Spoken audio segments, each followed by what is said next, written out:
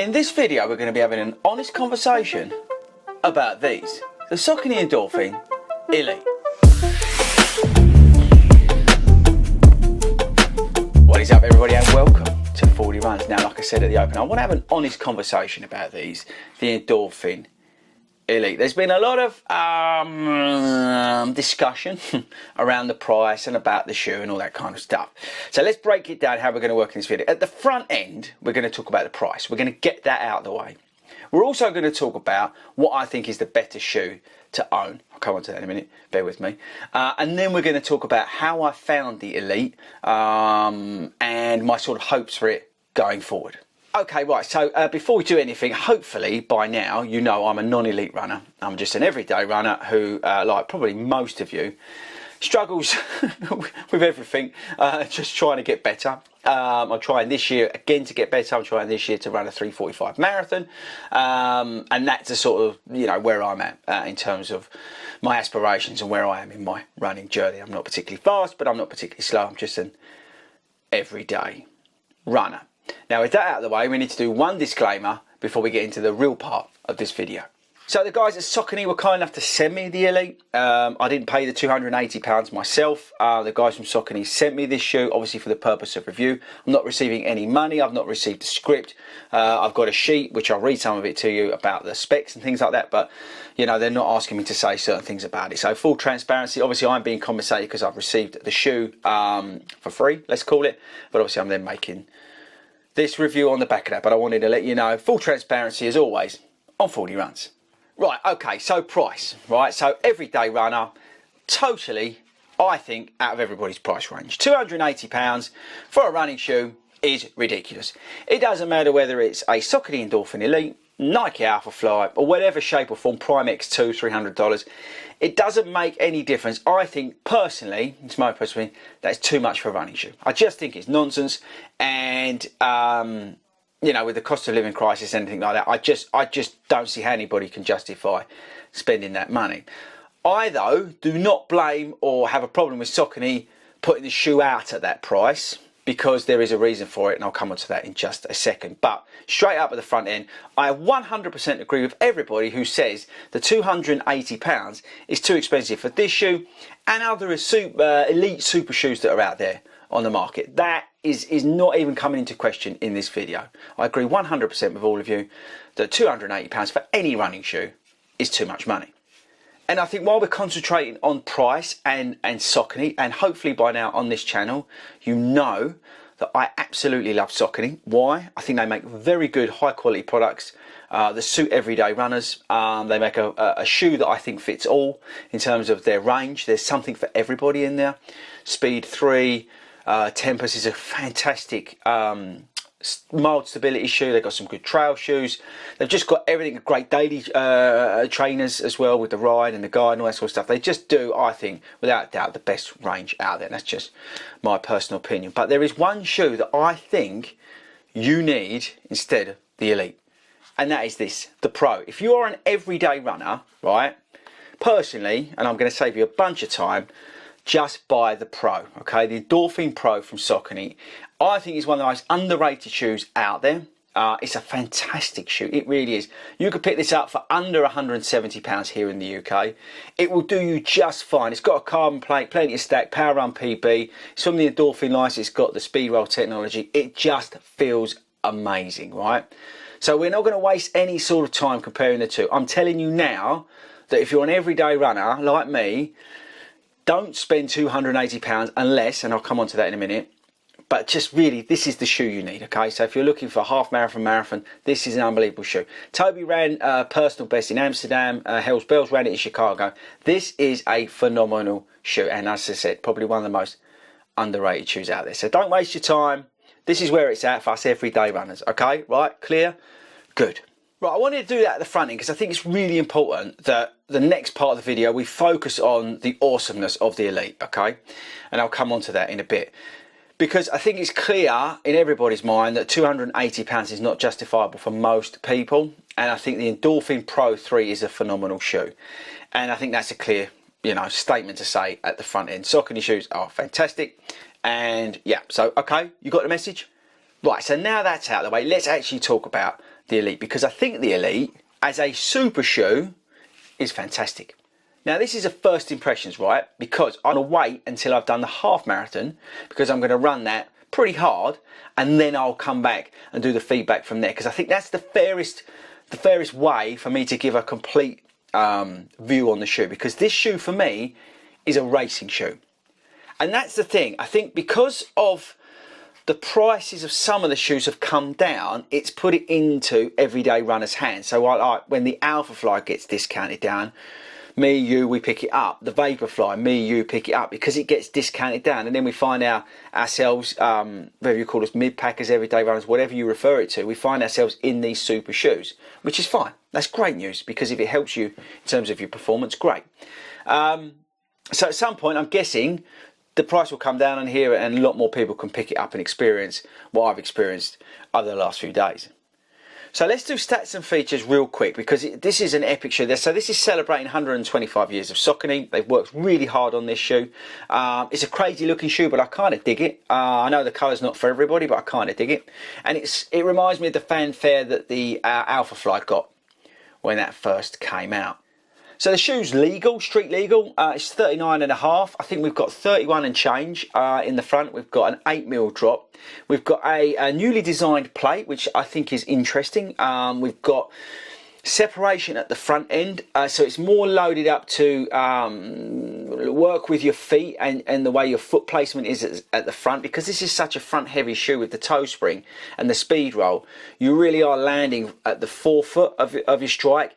And having the planes coming off of the carbon plate instead of a totally one-piece carbon plate, it's just adjusting with you, so it's optimising your foot strike, which I think is a really cool way of looking at it. What else? The XT900, I think it is on here, I should have checked my notes, is good. It's grippy, it's sticky. I ran a club night, the first night I ran these, and it was soaking wet. I mean soaking, British weather soaking wet. And it hung on very well. Wear and tear, I don't know how this is going to do. Obviously we've got the exposed Power Run HG. I'll come into that in a minute. I think I heard or read somewhere that it's got like a really thin protective layer on it. I'm not sure whether that's true or not, but it'd be interesting to see how much this does last. I'm only going to run these purely on roads. I'm not going to try and attempt to take them down the canal towpath, but why would you? But yeah, so the XT900 on here is very sticky, very grippy. As I say, I've got out there in the rain, and it really did hold on. The upper's fantastic. I really like the upper. Really breathable. Lets a lot of rain in, but you can really feel the air going through. It's quite cold over here in the UK at the moment. You can feel that breeze coming through there already, so that's great news for race day. You've got a band that's going round the shoe. Can you see that, to create this midfoot lockdown? It also goes under the plate. I think you guys probably seen a lot of that in the pictures, and it does create a good midfoot lockdown. I have had to play with the lacing on the runs that I've done with the shoe. I've still not got it, I would say, 100% right, but it's not like the Adidas Adios Pro 3 in terms of the lacing. It is an improvement. You've also got the ability to do a runner's knot up there, which I would do on race day. You've got this like plastic heel counter bit here, and then in front of that you've got like this like bubble of foam that sits on your Achilles. No problems with that in terms of rubbing or fit or anything like that. In fact, the whole fitting of the shoe for a race shoe is very comfortable. We've got a semi-gusseted tongue, which is good news, so it just locks you in again. It's all about that midfoot lockdown, which is great. Weight, let's do the weights. It's a little bit heavier than the Pro 3. 234 grams in my UK 9.5, 280 pounds, $275 if I've got that right. And I think that's about it. There's plenty of room in the toe box for me. I've had no issues in terms of width of the toe box. I've had no issues in terms of height in the toe box. I've had no rubbing in the shoe whatsoever. Yeah, and that's probably about it in terms of, oh, you know what we haven't spoken about? The midsole. Hello. So, the midsole. Power Run HG, Peber-based midsole, and it's it feels firmer than the Power Run PB. I don't know whether it's meant to, but it feels definitely firmer under my foot, which I like. It feels a blend between, or the middle ground between, Light Strike Pro and Zoom X. That's where it's sitting for me, and I like it. I like it a lot. It's just that borderline between the two, and it's not unstable. With the Zoom X, I'm a little bit on the side of unstable. With the Light Strike Pro, I'm just right. And this is giving me that sort of blend between the two. So the HG, it is a really nice blend. I do feel that bounce off of it. I do feel that compression and onto the plate with the speed roll. I feel that feedback from the foam. Okay, so there's loads of figures bashing about in terms of 95% energy return to the run, all this sort of stuff. I can't quantify that in any shape or form. I can only quantify on the runs that I've done on it, done with it. And yes, okay, right. So at goal pace, for me, it just cruises. It reminds me very much of the Adios Pro 3 in terms of the cruising ability of the shoe. I really do feel like I'm on my toes. I don't know whether I am all the time, but I really do feel like I am. It feels a little bit decoupled. I might be imagining it, and it's kind of, it's a little bit like the Pro, the Puma. You know, the carbon plated shoe from Puma? It feels a pinch like that. It just, I don't know whether it is, because obviously through here you can see it's all connected, but it does feel a little bit disconnected, but not in a negative way. I just feel really heavy bias towards the front of the shoe, which is not a bad thing. But at goal pace, I'm carrying speed, which is what I want out of a marathon shoe. In the faster paces, it's quick. It's really quick. It gets you turning over nicely. I was dropping it to 5.5 minute miles, which is unbelievably quick for me. On a speedier session I was doing the other night. So I really noticed the pickup. I really noticed the movement towards the front of the shoe, and it was really asking me to go faster, which I love out of a shoe. But for me, this is a marathon shoe. This is not a speed shoe. I would always put on the Vaporfly to go proper fast, maybe like over a 10k or something like, or even a 5k. So yes, at the easier stuff, so like, as an example, on that club night, when I was coming back down to easy to recover, the shoe didn't feel unstable, which it can on the Alphafly. I can feel a little bit unstable in the Alphafly, but I don't feel unstable in this shoe. Even on, right, this is so random, even on some of the paths over here in the UK, they're so badly made. The council don't spend any money on the paths over here, and they're all like this, and it's like this, and you're going down people's drives and stuff like that.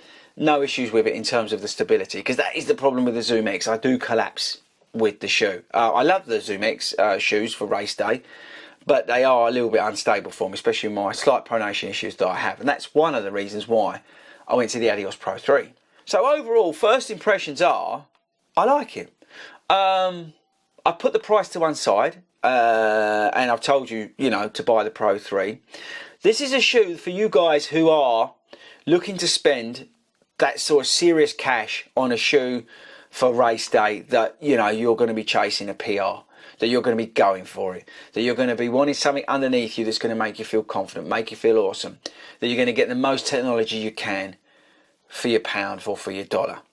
I get it why people pay the money for those shoes. I get it. It's your sport, it's your hobby, you enjoy it. You know, you may not spend like 10 grand on a bike. You might not spend, I don't know, 5 grand on a pair of cowboy boots because you're doing some rodeo. Whatever it is, you know, if your thing's running and you want to get the best, I get it, and that's why I think people do spend the money on these shoes. And I don't blame Saucony at all for putting the price where it is, because it's relative to the market.